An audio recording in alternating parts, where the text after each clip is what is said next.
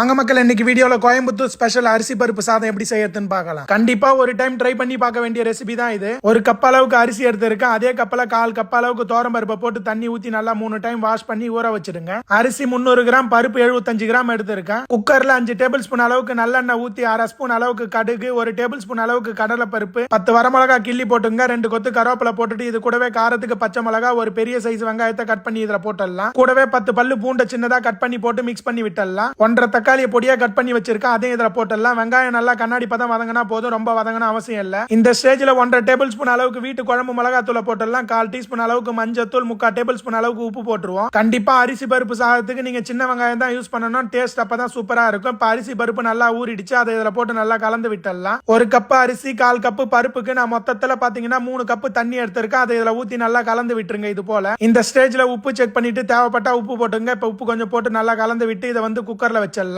நான் இன்ஸ்டன்ட் பாட்ல வச்சுட்டேன். நீங்க வீட்ல குக்கர்ல வைக்கிறீங்கன்னா 2 விசில் வச்சுக்கங்க. இப்ப ரெடி ஆயிடுச்சு. 1 ஸ்பூன் ஜீரகம், 1 ஸ்பூன் மிளகு நல்லா தட்டி இடிச்சு வச்சிருக்கேன். அதை இதுல போட்டு நல்லா லைட்டா மேலாக்கா கலந்து விட்டுருங்க. 1/4 மூடி தேங்காய் இது மேல தூவி விட்டு கலந்து விட்டுடலாம். அப்படி இல்லைன்னா நீங்க பல்லா கட் பண்ணி கூட தேங்காவை போட்டுக்கலாம். இதுக்கு மேலேயே 3 டேபிள் ஸ்பூன் அளவுக்கு தேங்காய் எண்ணெய் ஊத்திடுவோம். அவ்வளவுதான் மக்களே, அரிசி பருப்பு சாதம் ரெடி ஆயிடுச்சு. இதை லைட்டா இது போல கலந்து விட்டுருவோம். தாளிப்பு போட்டதுல இருந்து சமைச்சு இறக்குற வரைக்கும் வாசனை சூப்பரா இருந்துச்சு. கண்டிப்பா ஒரு டைம் ட்ரை பண்ணி பாத்துருங்க.